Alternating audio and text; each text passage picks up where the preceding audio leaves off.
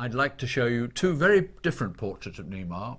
The first painted right at the beginning of her life, in round about 1915, right at the beginning of her writing career. She was probably in the midst of writing Mysterious Affair Styles then.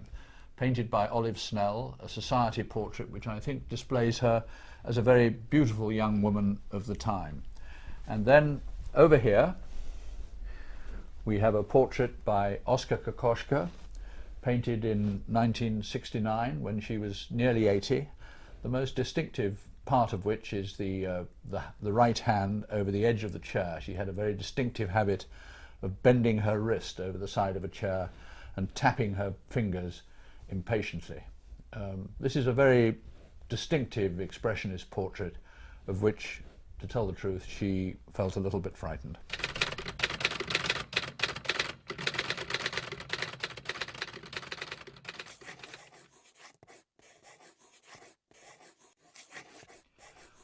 I think family, all through her life, was crucial to Nima.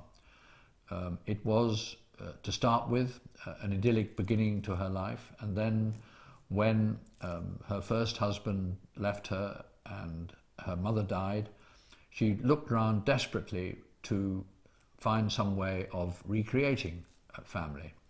Of course, by then she had my mother, Rosalind, and then the clouds of the last 4 or 5 years rolled by. She met and eventually married my step-grandfather, Max, who was quite a famous archaeologist, and a new phase of her life started. It involved travelling most years to the Middle East, when her writing moved from the sort of domestic books of Poirot and Miss Marple of the late 20s, early 30s. This was when the famous Middle Eastern books, Death on the Nile, Murder in Mesopotamia, were written.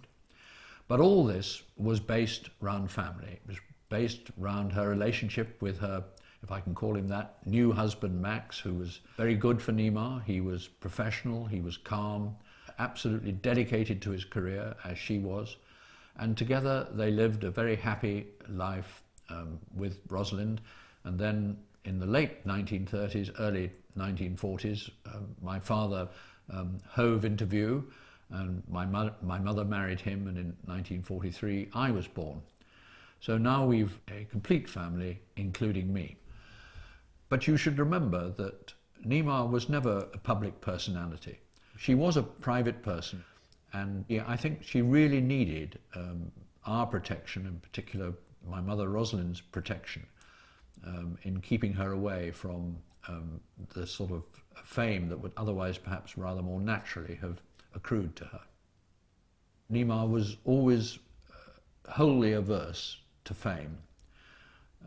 I don't think, she always said to me that she was a writer, not a performer. And she was always, and I don't know whether this began with the disappearance, but it very well might have done, she was always very nervous about giving press interviews. She didn't think of herself as a famous person, she simply thought of herself as a writer. She made a huge contribution to my life when I was growing up, and indeed thereafter. And hardly a day goes by now, as I'm of rather more mature years, when I don't remember with affection and gratitude the time she spent with me.